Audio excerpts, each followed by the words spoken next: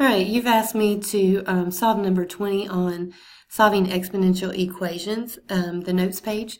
So the first thing we need to do is say we have an equation, so we got to keep these equal. So we're going to solve. We have two bases that have the same, and we need to find a third one that has the base as the same thing. So we're going to leave 4 to the 2x alone for right now. And then we're going to try to rewrite 1 over 16 as a base of 4.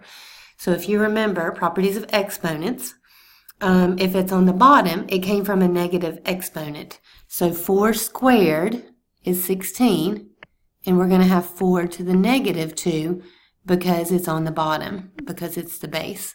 And then we have 4 to the 6x plus 18. Now that we have all the bases that are the same, we can cancel those and have same base. When I'm multiplying means I add my exponents. So I've got 2x plus negative 2 equals 6x plus 18. From here I have a simple two-step equation. I would subtract 2x from both sides and solve it from there. So I hope this helps. Good luck.